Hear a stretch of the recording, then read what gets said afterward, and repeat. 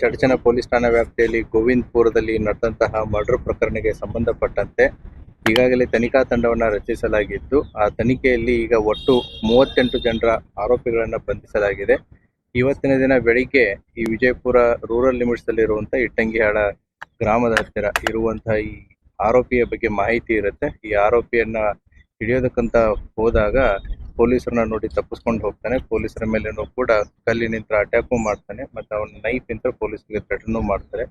ಅವಾಗ ಇದಂತ ನಮ್ಮ ತನಿಖಾಧಿಕಾರಿ ಅವರು ಗಾಳಿಯಲ್ಲಿ 2 ಗುಂಡನ್ನ ಹಾರಿಸಿದ್ದಾರೆ. ಆದರೂ ಕೂಡ ಆತ ತಪ್ಪಿಸ್ಕೊಂಡು ಹೋಗ್ತಿರ್ಬೇಕಾದ್ರೆ ಆತನ ಕಾಲಿಗೆ ಗುಂಡ ಹೊಡೆದಿದ್ದಾರೆ. ಆತನನ್ನ ಹಿಡಿದು ಈಗ ತಂದಿದ್ದಾರೆ. ಆತನನ್ನ ಹಾಸ್ಪಿಟಲ್ಗೆ ಅಡ್ಮಿಟ್ ಮಾಡಿದೆ. ಯಾವುದೇ ರೀತಿಯಾದಂಥ ಸಮಸ್ಯೆಗಳೇನಿಲ್ಲ.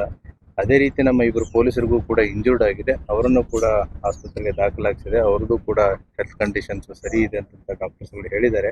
ಅದಕ್ಕೆ ಸಂಬಂಧಪಟ್ಟಂತೆ ಮತ್ತೊಂದು ಪ್ರಕರಣವನ್ನು ವಿಜಯಪುರ ಗ್ರಾಮೀಣ ಪೊಲೀಸ್ ಠಾಣೆಯಲ್ಲಿ ನಾವು ದಾಖಲಿಸ್ತಾ ಇದ್ದೀವಿ.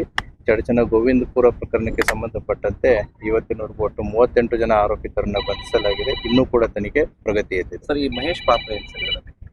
ಈಗೇನು ಇಂಜೂರ್ಡ್ ಮಹೇಶ್ ಇದ್ದಾನೆ, ಇವನ ಜೊತೆಗೆ ಒಟ್ಟು 4 ಜನ ಈ ಮರ್ಡರ್ ಕೇಸ್ನಲ್ಲಿರುವಂಥ ಪ್ರಮುಖ ಆರೋಪಿಯಾದಂಥ ಪರುಗೌಡ ಅನ್ನೋನು ಏನಿದ್ದಾನೆ, ಈತನ ದೂರಿನ ಸಂಬಂಧಿಕರು ಇವರೆಲ್ಲ. ಇವ್ರನ್ನ ಅಫಜಲ್ಪುರ್ ತಾಲೂಕು ಬೆಳ್ಳುಂಡಿಗೆ ಕರೆಸಿರ್ತಾನೆ. ಸೊ ಕರೆಸಿಬಿಟ್ಟು ಇನ್ಸಿಡೆಂಟ್ ಆದಮೇಲೆ ಇವರೆಲ್ಲ ಇನ್ಸಿಡೆಂಟಲ್ಲಿ ಇನ್ವಾಲ್ವ್ ಆಗಿರ್ತಾರೆ. ಇನ್ಸಿಡೆಂಟ್ ಆದಮೇಲೆ ಇವರು ತಮ್ಮ ಸ್ಕಾರ್ಪಿಯೋ ಕಾರಲ್ಲಿ ತಪ್ಪಿಸ್ಕೊಂಡು ಹೋಗಿರ್ತಾರೆ. ಈಗ ಅದರಲ್ಲಿ 4 ಜನನ ಏನು ಬೆಳ್ಳುಂಡಿಗೆ ಅಫಜಲ್ಪುರ್ ತಾಲೂಕಿನಿಂದ ಕರ್ಕೊಂಡ್ ಬಂದಿರ್ತಾರೆ. ಅದರಲ್ಲಿ 3 ಜನ ಸಿಕ್ಕಿದ್ದಾರೆ. ಅದರಲ್ಲಿ ಮಹೇಶನು ಕೂಡ ಒಬ್ಬ. ಇನ್ನೊಬ್ಬ ಆರೋಪಿ ಹೆಸರು ಗೊತ್ತಿದೆ. Try to trace him as early as possible. ಬೇರೆ